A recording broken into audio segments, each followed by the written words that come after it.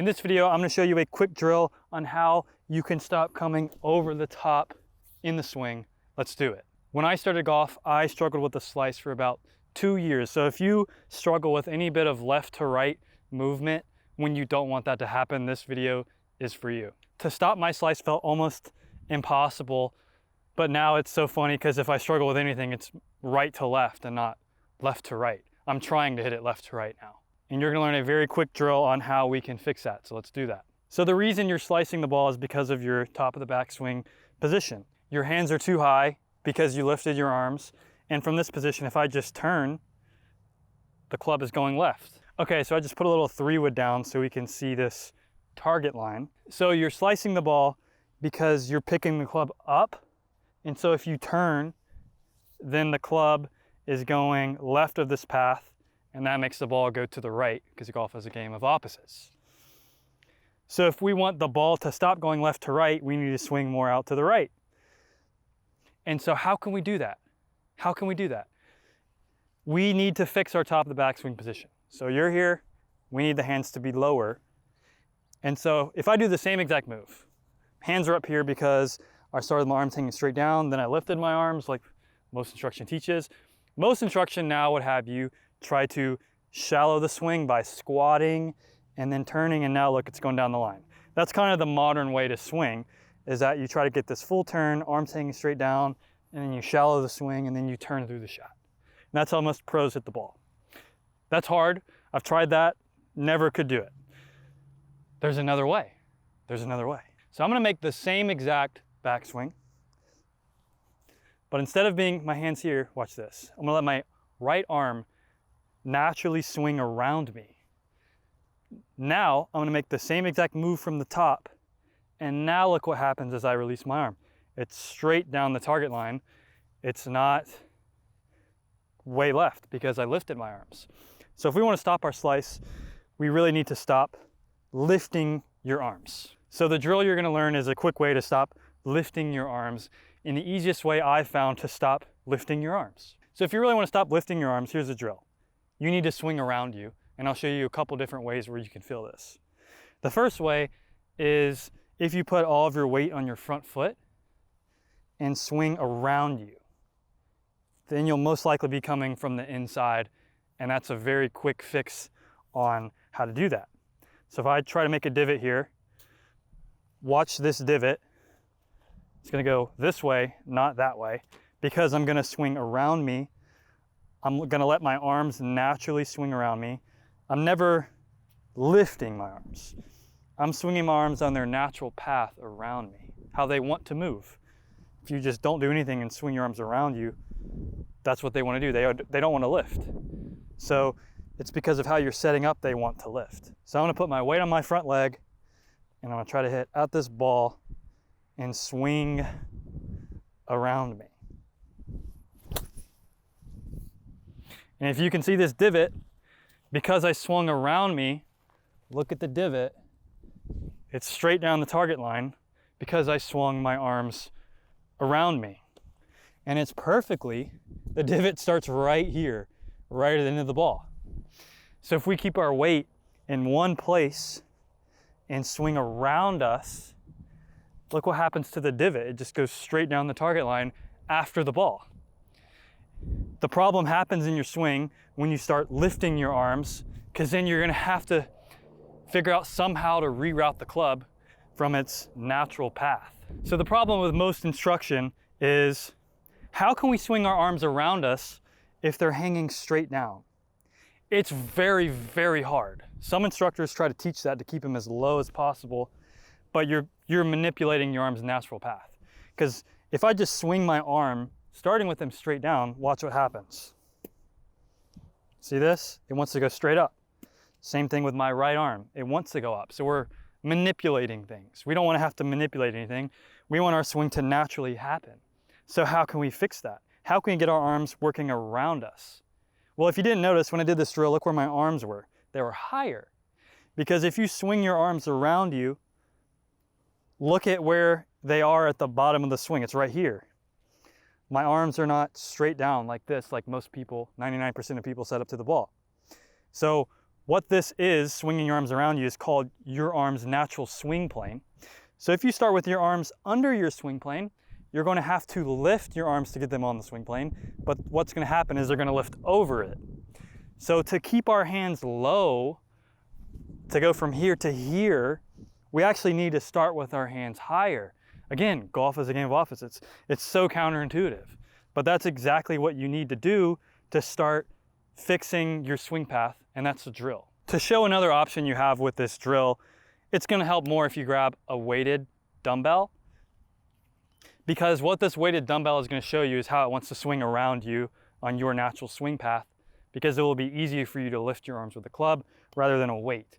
Because with a weight, your body is going to want to go to its natural positions of strength, and that's when your arms swing, and that's where your arms are swinging around you.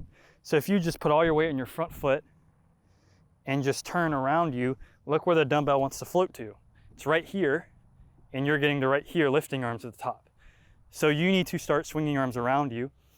And so if we stop the dumbbell at the bottom of the arc, look where it is. It's in this position with where your arms are raised up with this wrist uncocked in this single plane position.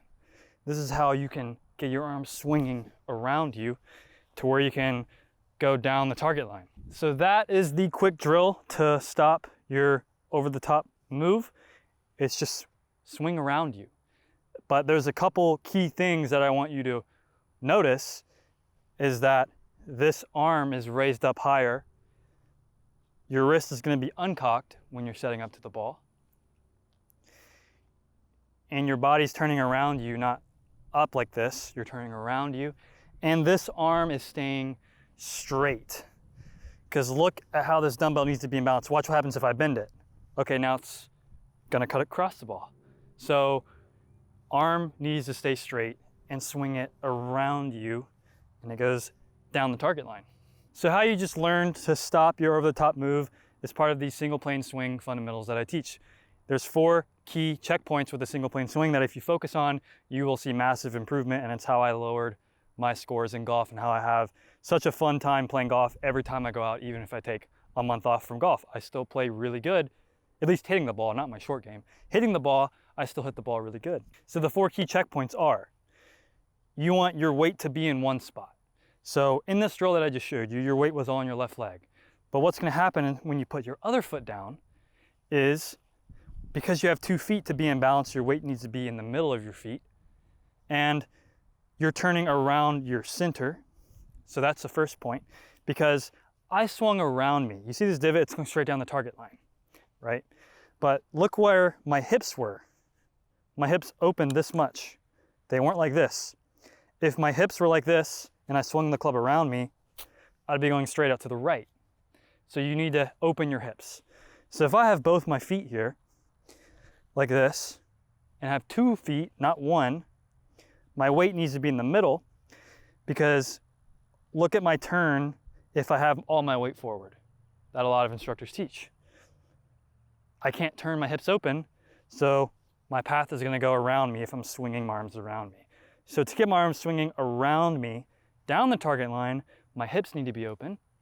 So I'm going to shift my weight from my front foot back to center. And now look, I can turn equal amount both ways when my weight is centered.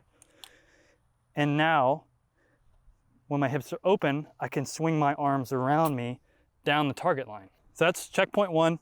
Checkpoint 2 is you need to keep your lead arm straight the entire time, because that is how you stay along your swing plane. Step 3 is to start on your swing plane, because like you just saw in this video, if you start with your arms hanging down, you're going to have to find your swing plane.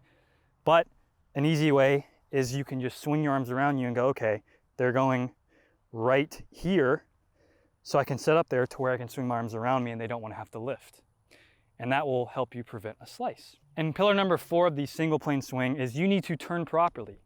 Because if you don't get to this right impact position when you're turning your arms around you, and you get to say here, you might hook the ball if you're swinging your arms around you.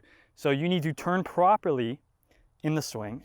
And again, if you grab a dumbbell, and I'll also show you a hula hoop, when I'm swinging this dumbbell around me, I'm automatically doing everything right now. My weight's centered, and I'm turning properly around my spine, everything to be in balance of this dumbbell, where it's going here and then going left on an arc, going back on this arc, just like this. So I have this hula hoop here. So if I'm straight up and down, just staying towards you, and I'm just swinging my arms, see this hula hoop, not this hula hoop, this dumbbell is swinging around me and it's going down the target line. If I stand straight up and tilt back, this dumbbell wants to swing out to the right.